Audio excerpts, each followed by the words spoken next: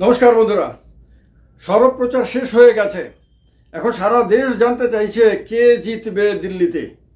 দিল্লিতে আম আদমি পার্টির সরকার আরেকবার প্রতিষ্ঠিত হবে, না কংগ্রেস ক্ষমতায় আসতে পারবে, না বিজেপি ক্ষমতা দখল করবে।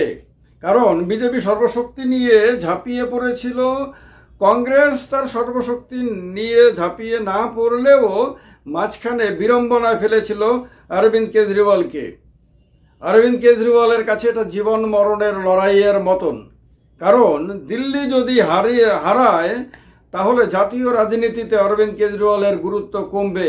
আবার রাহুল গান্ধী যদি দিল্লিতে কিছু করতে না পারেন তাহলে বাদবাকি নির্বাচনগুলোতে কংগ্রেসকে বিড়ম্বনায় ফেলতে আম আদমি পার্টি দৌড়ে দৌড়ে যাবে। এই অবস্থাতে কি হতে পারে দিল্লিতে, চলুন একবার সাধারণভাবে আমরা দেখে নিই যে দিল্লির অবস্থাটা কি। মূলত দিল্লিতে 2020 সালে বিধানসভা নির্বাচন হয়েছিল, সেবার করোনা হয়েছিল, মনে আছে আপনাদের? যদিও করোনার আগেই আপনার নির্বাচন হয়েছিল এবং সেই নির্বাচনে দিল্লিতে 62% ভোট পড়েছিল, 62.82% মানে 63%-এর মতো ভোট পড়েছিল, কিন্তু 4.65% ভোট কম পড়েছিল দিল্লিতে। এটা খুব ইম্পর্টেন্ট, খেয়াল রাখতে হবে। এর মধ্যে আম আদমি পার্টি 53.57% ভোট পেয়েছিল, 62টা আসন পেয়েছিল এবং এর আগের বারের তুলনায় অর্থাৎ 2015-র তুলনায় 5টি আসন কম পেয়েছিল। তার ভোটও কমেছিল, যদিও অল্প, 1%-এরও কম, 0.71% ভোট কমেছিল। এই হিসাবটা খেয়াল রাখতে হবে দিল্লির ব্যাপারে। বিজেপি 38.51% ভোট পেয়েছিল, 8টি আসন পেয়েছিল, তার ভোট বেড়েছিল 5%, না 5টি আসন বেড়েছিল আর ভোট বেড়েছিল 6.21%, মানে 6% ভোট বেড়েছিল। বিজেপি কিন্তু লাভবান হয়েছিল, তার আসন সংখ্যাও বেড়েছিল, ভোট শেয়ারও বেড়েছিল বিজেপির 2015-র তুলনায় 2020-তে। কংগ্রেসের কোনো আসন কংগ্রেসের হাতে আসেনি, কিন্তু কংগ্রেস ভোট পেয়েছিল 4.26% মাত্র। এবার 2015 সালের হিসাবটা একবার দেখি আমরা। সেইবার আম আদমি পার্টি 54.31% ভোট পেয়েছিল। সেইবার আম আদমি পার্টি এর আগের নির্বাচনের তুলনায় 24.8% ভোট বেশি পেয়েছিল, মানে প্রায় 25% ভোট বেশি পেয়েছিল। একটা বিধানসভা নির্বাচনে কোন একটি রাজনৈতিক দলের এই রকম ব্যাপকভাবে বিশাল পরিমাণ ভোট বেশি পাওয়া মানে একটা বিরাট ঘটনা। সেটা করেছিল আম আদমি পার্টি। সে আসন পেয়েছিল 67টা এবং আসন বেড়েছিল 39টা একটা বিধানসভা নির্বাচনে। ভাবতে পারেন মানে কি ম্যাসিভ ফ্লো হয়েছিল সেবার আম আদমি পার্টির পক্ষে। বিজেপি ভোট পেয়েছিল 32.3%, ভোট কমে গেছিল বিজেপির 0.8%, মানে 1%-এর চেয়ে একটু কম তার কমে গেছিল। আসন পেয়েছিল মাত্র 3টি আর আসন কমেছিল 29টি। বিজেপি কেন এত আম আদমি পার্টির বিরুদ্ধে কথা বলে, আম আদমি পার্টিকে হারানোর জন্য কেন সর্বশক্তি নিয়োগ করে, কেন আম আদমি পার্টির সম্বন্ধে কথা বলতে গেলে বিজেপি এত বেশি আক্রমণাত্মক হয়, যা অন্য কোনো রাজনৈতিক দলের ক্ষেত্রে দেখা যায় না, কেন বুঝতে পারছেন? বিজেপি আপনার 29টা আসন হারিয়েছিল, মানে তার কি ক্ষতিটা আম আদমি পার্টি করেছিল জাস্ট ইমাজিন করেন। 32টার মধ্যে সে 29টায় হারিয়েছিল আম আদমি পার্টির কাছে এবং ভোটও তার কমে গেছিল। এবার কংগ্রেসেরও জ্বালা যন্ত্রণা আছে আম আদমি পার্টিকে নিয়ে। কারণ হলো কংগ্রেস ভোট পেয়েছিল সেইবার 2015-তে 9.7% বা ধরে নিতে পারেন 10%-এর মতন। কংগ্রেসের ভোট কমেছিল 14.9%, মানে প্রায় 15% ভোট কমে গেছিল কংগ্রেসের। আর আসন কমেছিল 8টা, কংগ্রেস নেমে গেছিল শূন্যতে। সেই শূন্য অবস্থাটা কংগ্রেস এখনো কাটিয়ে উঠতে পারেনি। দিল্লি বিধানসভা নির্বাচনে 2015-তে কংগ্রেসের কোনো প্রতিনিধি যায়নি, 2020-তেও কোনো প্রতিনিধি যায়নি। এবার 2025-এ কংগ্রেস সেখানে প্রথম, মানে 10-15 বছরের মধ্যে প্রথম কোনো এমএলএকে ঢোকাতে পারবে কিনা সেটা একটা বড় প্রশ্ন। তার কারণে কংগ্রেসও এবার আম আদমি পার্টির বিরুদ্ধে ঝাঁপিয়ে পড়েছে। এখানে আরেকটা তথ্য খুব ইম্পর্টেন্ট, যে ভোটার টার্ন আউট কীরকম হয়। দিল্লিতে 70টা বিধানসভা নির্বাচন, আপনার 20 সালে মানে গত বিধানসভা নির্বাচনে 4.65% ভোট কমে গেছিল, কম পড়েছিল দিল্লিতে। ভোট পড়েছিল মাত্র 62.82%। বুঝতে পারেন, ত্রিপুরাতে, পশ্চিমবঙ্গে যেভাবে ম্যাসিভ সংখ্যক মানুষ ভোট দিতে যায় সেটা কিন্তু দিল্লিতে দেখা যায় না, বিহারে দেখা যায় না, ইউপিতে দেখা যায় না, রাজস্থান, গুজরাটে, এরকম ওই রাজ্যগুলোতে কিন্তু দেখা যায় না। দিল্লিতে কি হয়, ভোটের দিনটা তো ছুটি পায় মানুষ, সেই ছুটিটাকে কাজে লাগিয়ে দিল্লিতে যে আরামে আয়েসে থাকা মানুষগুলো আপনার কেউ লং ড্রাইভে চলে যায়, কেউ বাড়িতে সেদিন পিকনিক করে, কেউ অন্য কোনো কাজ করে।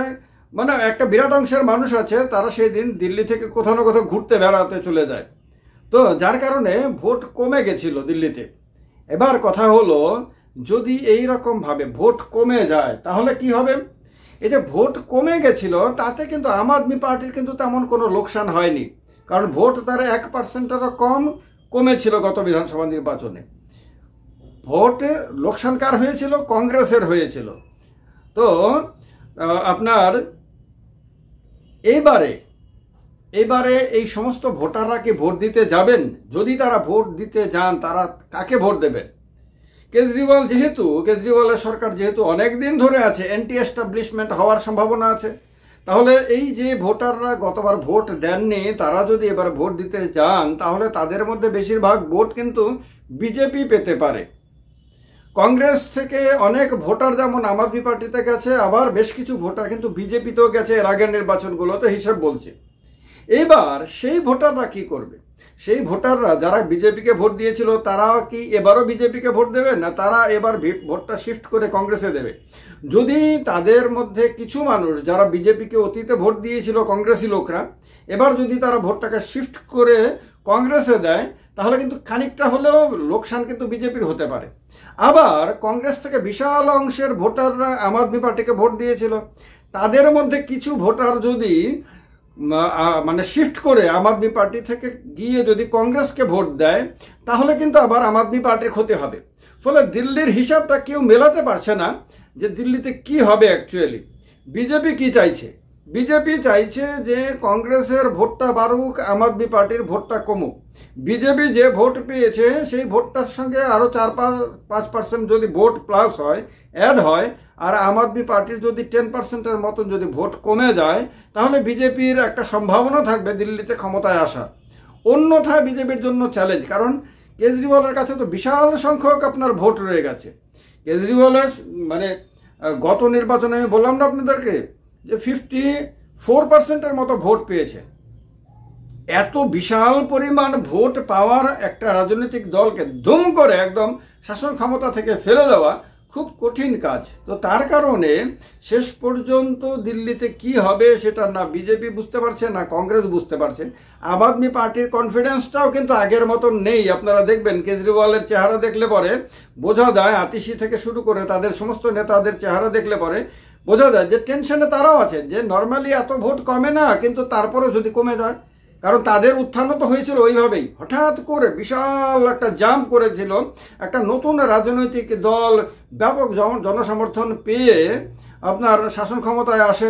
তো তেমনিভাবেই যে দিল্লির জনগণ মুখে না বললেও হঠাৎ করে যে অন্য আরেকটা পার্টিতে জাম্প দিয়ে তাকে অন্য আরেকটা দলকে ক্ষমতায় নিয়ে আসবে এবং আম আদমি পার্টিকে যে ক্ষমতাচ্যুত করে দেবে তা গ্যারান্টি দিয়ে কেউ হাও বলতে পারছেন না, নাও বলতে পারছেন না।